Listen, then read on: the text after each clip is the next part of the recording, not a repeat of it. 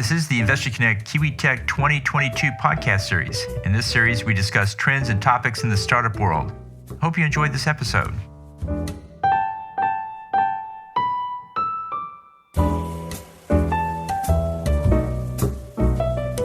Investor Connect is a 501c3 nonprofit dedicated to the education of investors and startups for fundraising.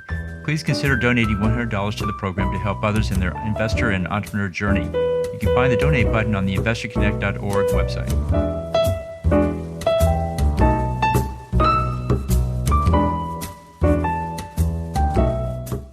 Hello everyone, my name is Natalia Wilson and welcome to Kiwi Tech's Angel Investors Panel. We are very excited to have TED Capital Network as our event partner.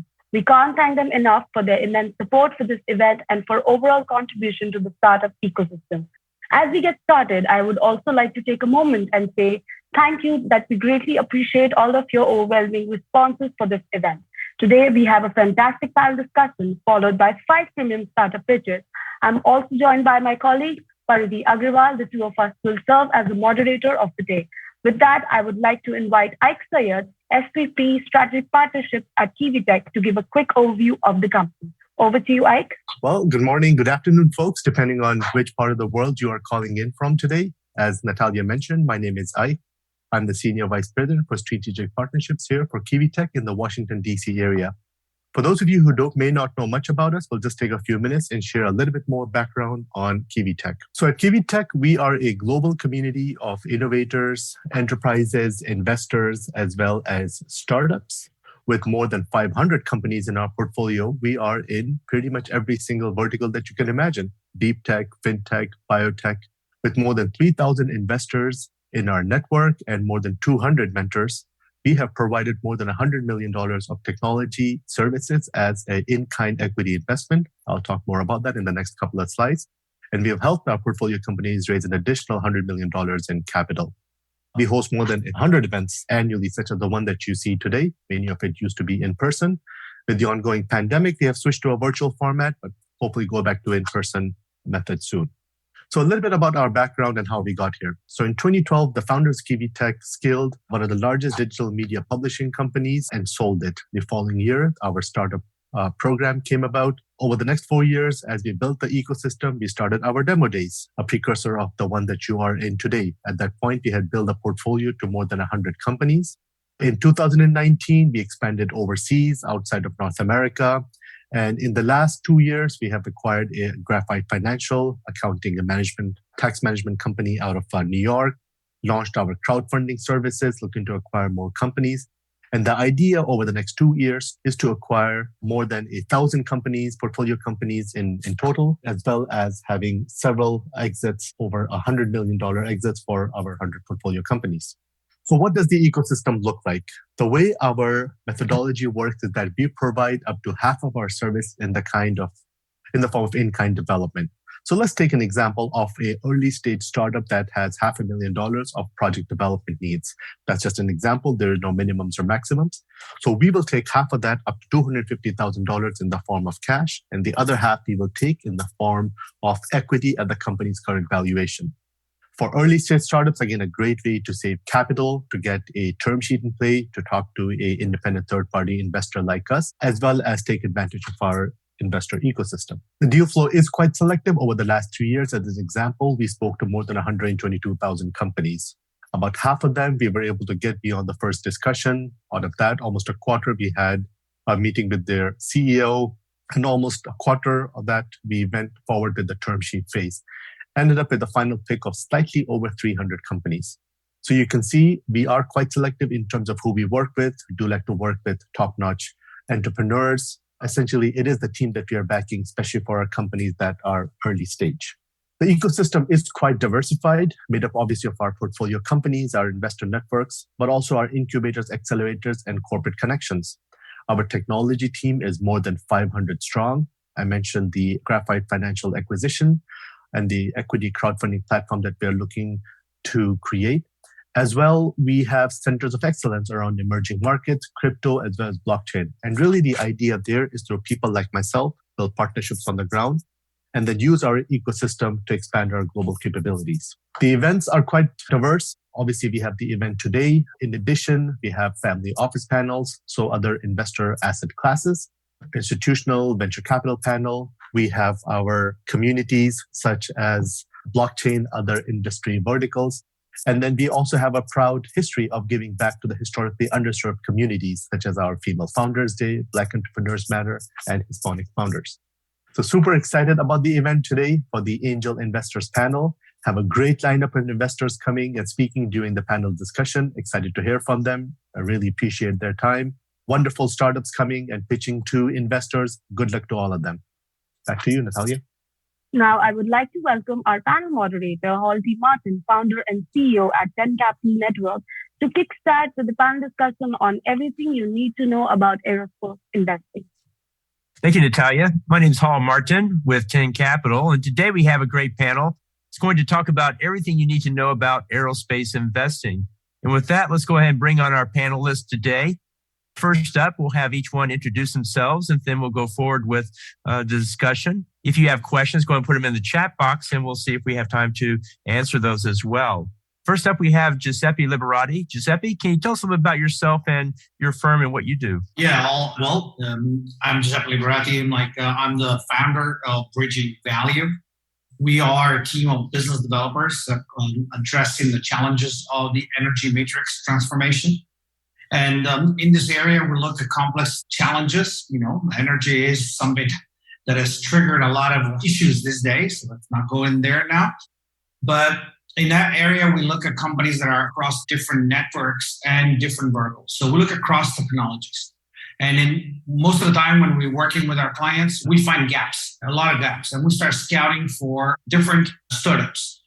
In that space, and I got involved with the Houston Angel Network. I don't know if anybody in line knows that, but it's one of the most, actually it is the most active angel network in the country. And in that area, I am one of the board members and the head of the Aerospace committee. At present, we have a portfolio of about 12 different startups within our company, and we're mentoring more of them globally. Right now, for example, I'm speaking to you guys from Madrid, Spain, and I'm very much involved in the ecosystems over here and building those bridges. It's actually what the future looks like. So yes, I'm all an actor. Thank you for having me here today. Thank you all. Thanks, Giuseppe. Next, we have Greer Carper. Greer, can you turn on your video and tell us a little bit about yourself and your work that you're doing? Hello, everyone. Greer Carper. I'm with Boeing Applied Innovation, formerly known as Boeing Horizon X Ventures. We're Boeing's corporate capital arm. And so we make investments into startups and small companies that have an interest or have a desire to get into some place within the aerospace ecosystem. For us, we're a strategic venture capital fund, which means that we are looking at a hypothesis besides just an attractive return on investment. Instead, asking, is there a mutually beneficial opportunity for both the startup and for Boeing to work together to achieve whatever intended outcomes that we may envision? Recently, we announced a partnership with our CVC activities with a private equity fund called Aero Equity Industrial Partners out of Boca Raton, Florida. They are an aerospace and defense middle market private equity shop that wanted to expand into venture capital. And so we have this partnership where going forward, we'll be making investments through them as an entity. And for my role within Boeing Applied Innovation as that primary interface with Aero Equity, we're finding startups to invest in, engage with those startups, asking tough questions as to what that value proposition may be between the startup and Boeing, and working with AEI to make investments into these companies.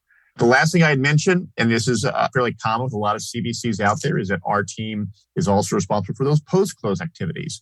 Just because a startup receives a large investment from a big corporation doesn't mean the corporation is actually going to do much with them. Boeing and other entities interact with many companies and many startups and small entities and medium-sized entities. And so we have a team of internal liaisons, if you will, which is the team that I'm on, that works with the startup in trying to realize that hypothesis that we put together when we make that initial investment. I'm happy to be here and appreciate the invitation. I'm looking forward to the panel. Great. Thanks, Greer. We did have a question from the audience. The question is, as a first-time founder, what is the best way to contact an angel if you do not already have them in your network? Giuseppe, you want to give us a first pass on that one? Sure. The first thing I would say, never be shy and start asking questions. And, maybe you don't have somebody directly in your network, but somebody that you know in your network might know an angel. Then the other things I say, look for an angel network that is actually aligned with your approach, what you're looking for. And there's a lot of things that angel networks can actually be very strong. The best thing you can get out of an angel network is a lot of advisors. And so one of the things that say for us at Houston Angel Network, you just simply go to our webpage and you can apply. And we don't charge anything to apply and get you into our pipeline. Start working with us. And if you have a very interesting company and interesting value propositions, for sure, we'll get to talk to you. Well, great. And Greer, what's your take on that question? If you want to modify it for your group, that's fine too. Yeah, I may have to, as sort of a nuance. As a CVC, we typically invest from seed stage to Series B, and angels are usually coming in a lot earlier than that. But we engage with angel networks, be it individual angels or entities like Kiwi Tech or 10 Capital for that matter, that allow us to get that kind of deal flow so that we can find those startups to invest in later on. You can engage through cold emails or other interactions, be it find them at conferences or events like these, but leverage your networks. And if you are going after a given industrial sector like aerospace, start to think about how am I going to build out my network within that given space? Because that network's not just about trying to find perhaps access to that angel or perhaps a board member or a board advisor. It's about trying to understand how does that market operate? Is this really the right market to go into? And an angel that knows this space is most certainly going to be able to provide tremendous perspective on what pitfalls can be in going after a regulated market like aerospace. And so be proactive in reaching out, utilize your networks, find individuals that can help expand and broaden that network, also that you can better understand who to engage and who to try to build up that network accordingly. Great, thanks. So let's talk about aerospace in particular. What do you guys see as the main trend in aerospace? Giuseppe, why don't you kick it off there with what you see going on? Well, the biggest trend has been up to a few weeks ago, the fact that private companies are accessing more and more the space. And so we are seeing a blossoming condition of companies everywhere looking at different alternatives. If you think about this, we had an interesting panel discussion with the Houston Angel Network. And my friend George Pullen, who's actually a space economy professor, he mentioned that right now in LEO, so the low Earth orbit, we have approximately the size of the economy of Brazil floating on top of us. So imagine expanding the world economy by one of the 10th, 11th economy of the world, flowing up there. So that's actually a lot of wealth. Now, we're seeing a lot of companies investing and developing launching systems. Obviously, everybody knows SpaceX and all the other friends and foes in that space. But now we have to do, what are we going to do in space? So we're talking about lots of production and start manufacturing in space, start storing things in space. And so there's things that we don't even know yet. I was just reading today about a company called Inversion Space, for example. They are planning of storing human organs in space that will be directly shipped or dropped, if you want, to hospitals to bring them, at the moment that the transplant is needed. Would I have thought about that? No. So there's a lot of things that are going to happen out there. And there's obviously, these days, we're looking more on the military and the defense kind of situations, and data is actually relevant. Hey, there's so many things that we don't even know yet. That's great. And Greer, what's your take on the main trend you see going on today? When I look at what's going on now versus perhaps 3 or 4 years ago, I'd say 3 or 4 years ago, it was perhaps around autonomy and electrification, which are still quite popular topics. But if you believe the Gartner hype cycle curve, we're very much in kind of that downward tranche of delusion. But I'll say today, sustainability is a huge area of interest. And it's because unlike perhaps even 2 or 3 years ago, in the commercial aviation, the industry and the airlines are all trying to ask the question of how do we be part of the wide solution space that is in dealing with climate change. And so that's not just around, how do we create better outcomes in terms of carbon footprint. There's also most certainly an efficiency play in terms of more efficient engines, more efficient operations, more efficient fuels, more sustainable fuels for that matter. And so that's not just around a single technology set, but around the unique challenges that exist in certifying aircraft and engines, operating these aircraft within the existing airspace construct, and being able to understand those nuances and where small changes within the space could actually yield some pretty significant benefits. Besides sustainability, I'll say that digital twin and digital thread are most certainly areas in both manufacturing and in the maintenance space that are becoming a lot more interesting and have a lot more focus. And how do we create not just better safety outcomes in the production and maintenance of these systems, but can also increase efficiencies when it comes to sourcing and assembling these very complex machineries to perform their various transportation outcomes. Those are the kind of two that come to my mind. Great. Thanks, Greer. And we have an additional panelist, Rick Tumlinson. Rick, thank you for joining us today. Can you tell us a little bit about yourself and your fund? Yeah, we have a small fund, Space Fund, and I'm wearing the advertisement right here. And we are basically focused on startups. I've been in the field a long, long time and spent a lot of time trying to help launch what we call the space revolution that's happening. Coined the term new space a few years ago to help sort of identify this market, this sector. And the idea of Space Fund is to focus in on these kinds of startups that are what we call frontier enabling. These are largely companies that are going to be making up the industrial infrastructure of what we hope will be an expansion of civilization into space. Now, that big goal put aside, we're very, very hardcore in a sense in our way of looking at companies. And so we focus in on companies that have very, very, have those basic fundamentals. And yeah, we're really excited about what's going on. We have 19 companies in our portfolios right now. We're very lucky to say, or happy to say, or knock on wood, they're all doing great. So we have a question from the audience, Rick, that we'll start with you and then ask the others. And the question is, what kind of fund structures do you see for funds focused on space? For example, do space funds have to be more patient when compared to a B2B or SaaS-focused fund? Or are they looking out longer than 10 years? Yeah, very interesting question. And we've encountered that quite a bit with Space Fund itself. I think it's a combination. And I think that gets down to sort of the structure of the decision process in terms of what you're going to be investing in. There are certain elements of space infrastructure type of funds or startups that, for example, we love to find companies that have what we call terrestrial revenue sources, or what NASA might have in the old days called spin-offs or whatever. They're making money now, or something they're going to do is going to make money near term. That gives you a shorter window. But when you get into the longer stuff, I started one of the 2 asteroid mining companies. We were a little too early.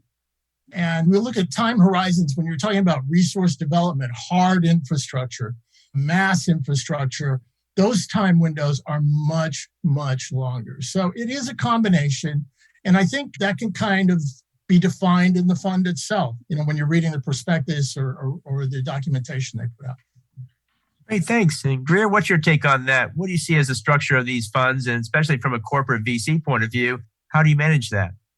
Well, I'll tell you, space is not one of my areas of expertise, but I must really agree with Rick's comments around terrestrial revenue sources. Much like the commercial aviation or even the military for that matter, there is a time horizon of what it takes to actually get up there. A schedule that it's not fixed, but it most certainly is measured in months and not weeks and days. And yet, as a startup, you're going to be in a position where you're constantly managing cash flow. And if it's going to take you 3 or 4 years to build a LEO constellation to provide the outcome that you're looking to provide to your customers, then you're going to need a lot of cash to get there. And there are some startups that can raise that kind of money, but it's a challenging one. And all it takes is perhaps 1 or 2 schedule slippages because the launch service that you thought was going to be there is no longer available or has been delayed due to weather events or what have you. All of this are huge considerations because you're spending a lot of money just to get there. And so what I'd say is that, like Rick, terrestrial revenue sources are really interesting because it's a stopgap, if you will. I also say, at least from a defense standpoint, we're seeing in the United States a number of these companies pursuing these new fund matching programs like AppWork with StratFi, or alternatively, NASA announced their version of StratFi back in December of this year. These are non-dilutive fund matching sources. And so if you raise so much money, $5 million, if you meet their criteria, you may get another $5 million from those entities to incentivize you to stay within those markets and to keep going. There's a lot of excitement there. It's easier said than done. There's only a fraction of companies that have been successful with it. But those clever ways that you can keep that cash runway extended are things that we like to see. Raising capital from angels or from VCs or CVCs like myself is one avenue. But as a founder, you need to be clever. And if you can find clever ways of doing it without deluding yourself, then I think that's a good strategy. Great, thanks. And Giuseppe, what's your take on structuring a fund for a space application? Well, building on what Aaron and Rick said, first of all, patience is fundamental. So you have to be very patient. And from an angel perspective, it's actually not simple to make other networks or other partners in our common sport of investing invest in something that does not have that terrestrial beachhead market at least. Now, one thing that is interesting though is that the challenges of space are extremely technically dense, let's put it this way. And so one of the things that we are looking at is that oftentimes, it has happened to me and has happened to other friends, we try to recommend companies to not just go on a journey on their own. Start looking at partnering up. Try to, become if you see that, in order for you to get some solutions out of space, you might need that infrastructure piece, or you might need other components, or you might need other things that, create that ecosystem. Now, if you start thinking ecosystem, not just your individual company, now you got to find partners. And now building like 1+1, oftentimes, if you're really going to what Greg just said, if you're very smart and very active and very positive about your technology or your company, well, you're going to find a way to make 1+1 = 3 instead of 0 point something. So yes, patience, open mind, and really willingness to go the extra miles. Great. Next question for all three of you is, do you mostly rely upon deal flow based on your network, or do you also have proprietary deal flow? Are there specific type of companies you look for in terms of size or capabilities? Let's start with Greer. What do you think about that? We'll take deal flow where we can find it. And I'd also mention that for us, we are taking in this deal flow into account. We're engaging our internal networks, which is to say our technical subject matter experts, our program managers, our business development leads, and asking the questions of what one would have to believe in order to be successful in whatever customer set and problem that given startup may be tackling. That's a bit unique to us as a CVC and other CVCs that are more strategic in nature, in which we're asking that kind of question of where that alignment may be. But there are a lot of great publicly available venues, from accelerators and incubators to other kinds of co-working spaces that provide an opportunity for startups to be exposed to many different entities within aerospace. We find it where we can find. Great. And Rick, what can you say about your deal flow process? Yeah, it's a similar answer. But also the new space or the new commercial space field is so small. We're still almost at the leadership level, it's almost like small town, right? And so you hear stories and you run into people and you hear about somebody who's left. It's funny, I just talked to some guys that were starting up a company, and two young guys, and they proudly announced on their deck that they had a combined 10 years of experience in the space field. We realized, okay, well, one of them interned at Virgin Galactic and one interned at SpaceX, but the great idea. But they're out there. One of our partners, Megan Crawford, we call her the startup whisperer. She's been running one of the longest ever space business plan competitions. So she's got her fingers on the pulse there. And it's sort of my job is to then do what we call the BS, no BS call, where we call, the people that have been around a while and say, okay, does this apply? Little questions of laws of physics, things like that, and follow up on it. But the deal flow itself, and I should say this, when we started, it was a big question. Where are we going to get the deal flow? Well, we know all these people. Now people know who we are. They're just pouring through the website. They're coming at us from every direction. It's like a bad zombie movie. We got so many of them coming at us. So. Understood. And Giuseppe, what's your take on that as far as that goes?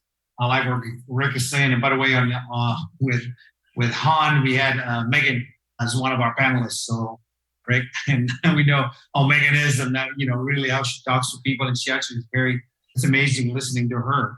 For us, deal flow is actually, as everybody said, comes from every angle. One thing that we're really working heavily is really connecting with the universities and try to really capture those projects before, with the technology transfer departments.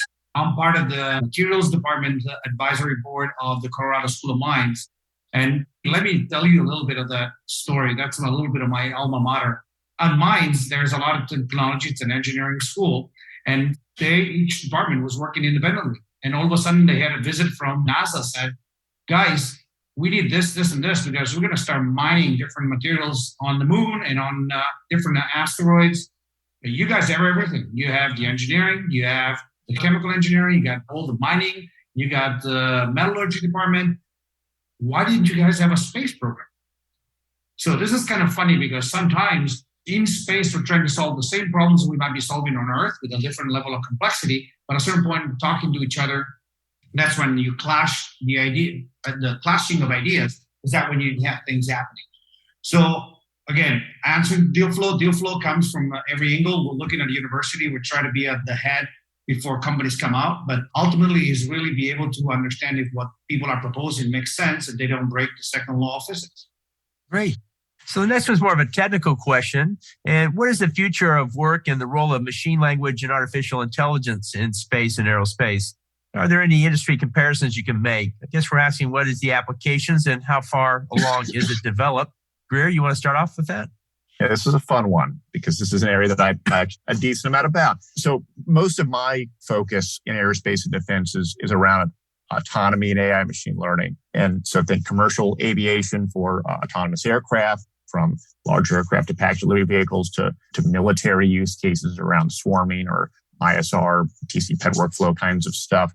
I'll give you one example of the challenges within this space. I'll start with commercial aviation. And that is, there is a small subset within machine learning, which in turn called deep learning, which is a technology area that has a tremendous amount of interest right now and one that really didn't exist 10 years ago, but in terms of popularity and ubiquity as it has now.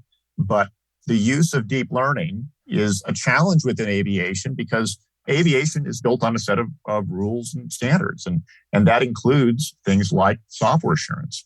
When you look at DO 178 as a standard, it asks for the most safety critical design considerations to be 10 to the minus ninth in terms of reliability. That is a huge number. And it explicitly calls out that any kind of software and algorithms that are used have to be deterministic. Well, deep learning is non-deterministic in how it's formed. And so entities that want to use this new bleeding edge technology, deep learning for aviation use cases, including safety of flight, and yet the regulators have no way of reconciling this with the current standards. And so you have a number of entities that are trying to change and shape those standards. And that's a journey, and it's a long one. And if you have the cash flow and the runway to be able to withstand that journey, then good on you. But when you look at how long it takes to get even a small amount of regulations changed or updated, it's measured in years, if not decades. I think everyone in the drone space had thought that it would be a lot more mature than it is now. It's because it's taken a lot longer to get these rules created and getting consensus and getting feedback and thinking about all those considerations therein. I most certainly think AI and machine learning have use cases within this, but if you are a company that is using AI machine learning, particularly around deep learning for safety kind of critical use cases, be careful. Understand how not just the customers, but the various stakeholders involved think about this new technology and whether or not that may be a roadblock for you to generate the value that you are trying to create. Great. Thanks, Greer.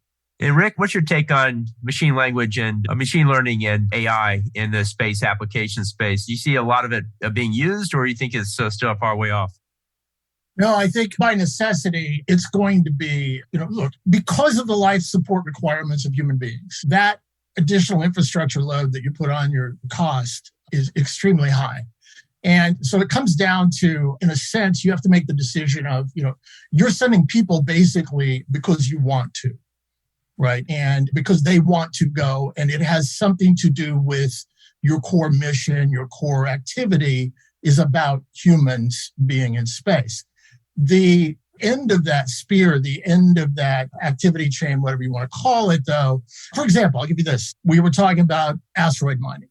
Okay, when you get into asteroid mining, on the one hand, having AI and those kinds of capabilities is super important because you're going to be able to, you're going to have time lags, you're going to have robotics out there. There's the time lags and decisions.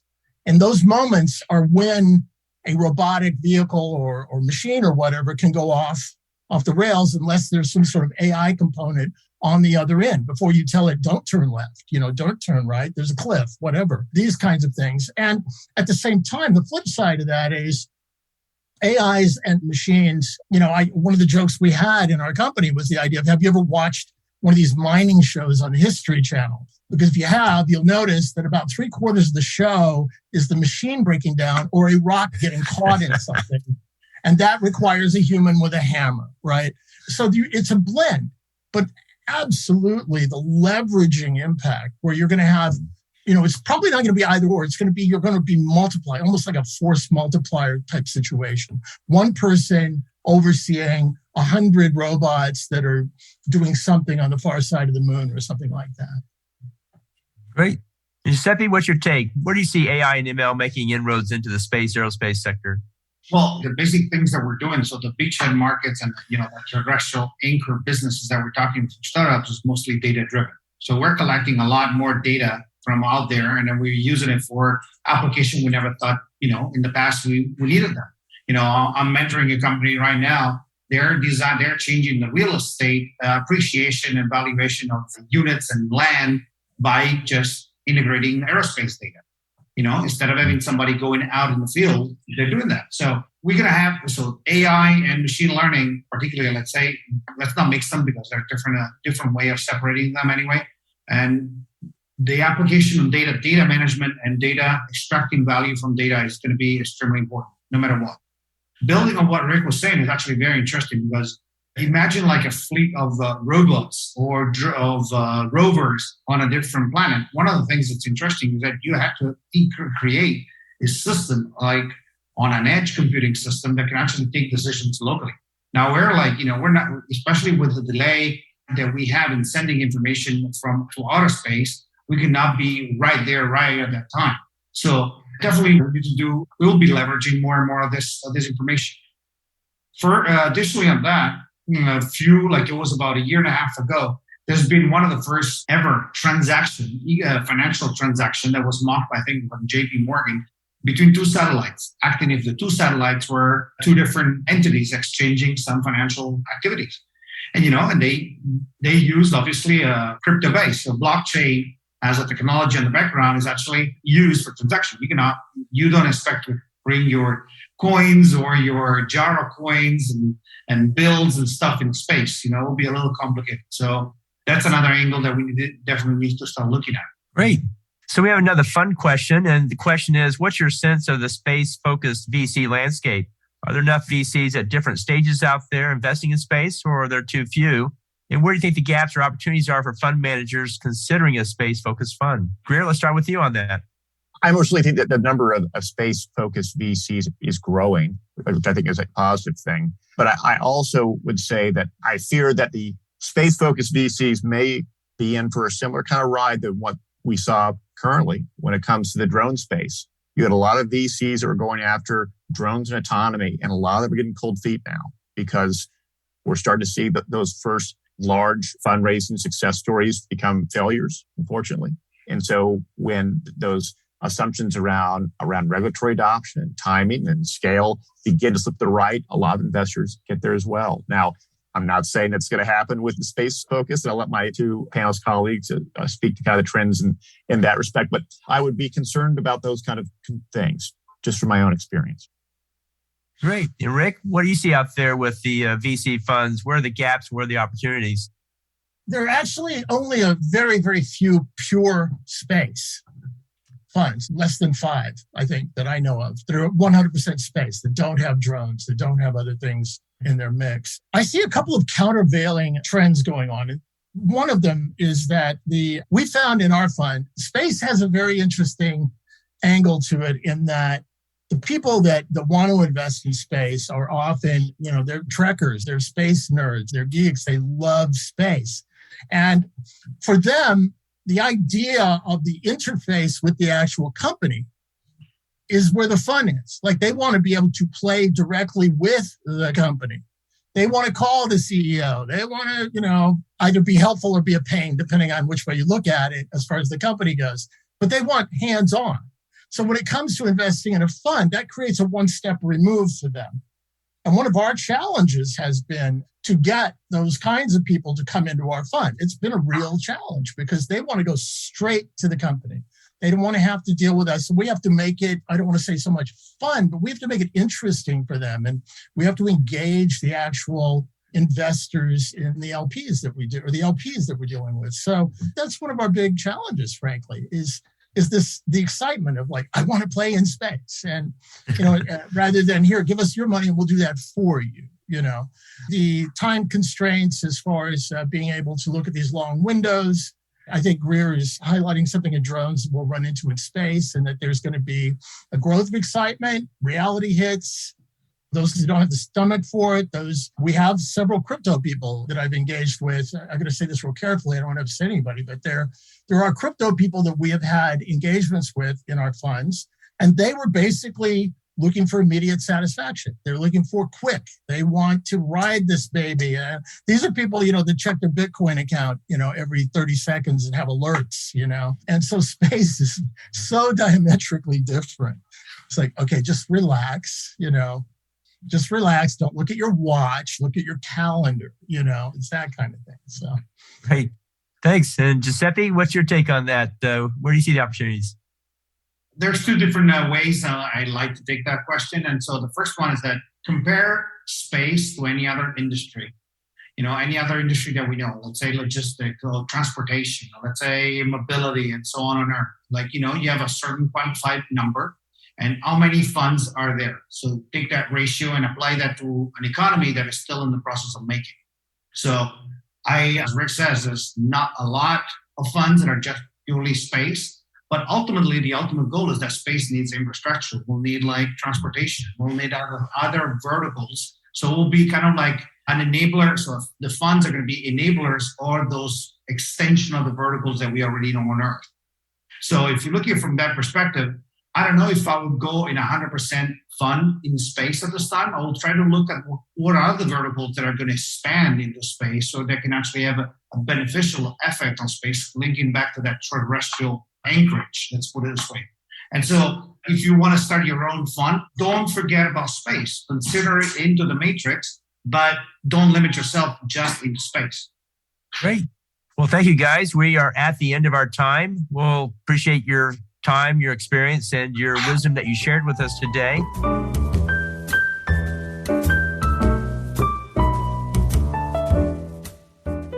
Paul T. Martin is the director of Investor Connect, which is a 501c3 nonprofit dedicated to the education of investors for early stage funding.